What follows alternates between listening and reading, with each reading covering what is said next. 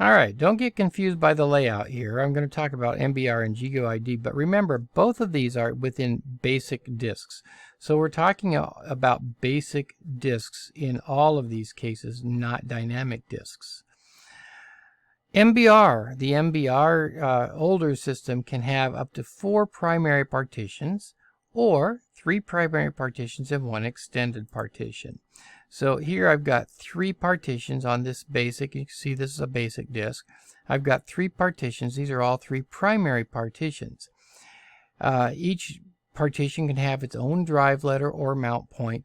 And if I wanted more than 4, then I would have to make the 4th one an extended partition, which then means it's just basically a container for logical drives, and I can add a bunch of logical drives after that. So I could have multiple drive letters. I could turn this thing into 10 or 20 different drive letters, but I just have 3 primary and then 1 extended. So that's the MBR system. The GUID, you don't really need that. You don't need an extended one because you can have up to 128 partitions on a GUID drive. So this is one of the reasons that we have moved over from MBR to GUID. It's not the only reason, but certainly one of them. And as I've already mentioned, the extended partition is a container that can hold additional logical partitions. So for all intents and purposes, as a user, there's no difference between a logical partition and a primary partition, but at least to the guy who's setting it up, there's a bit of a difference. Of course, you don't need extended partitions in a GUID because you can have 128 primary ones, so who cares, right?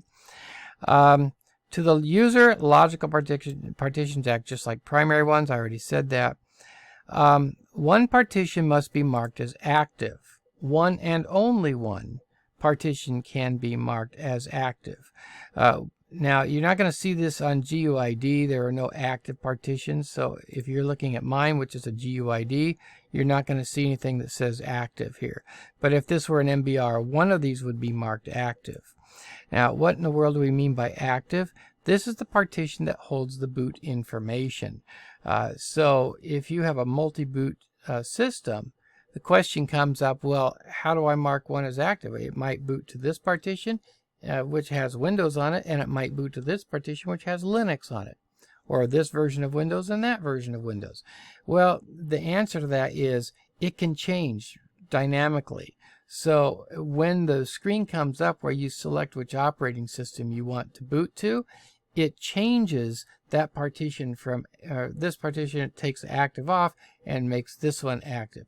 So that active partition can swap back and forth depending on which one you're booted into at the time. And here in the device manager, one of these would be marked active at any given time when I am logged on to the system, to one or the other operating systems. So that's MBR and GUID. Next, we're going to talk about the dynamic disk options, which are span, mirrored, striped, RAID, and simple, which I didn't put down here.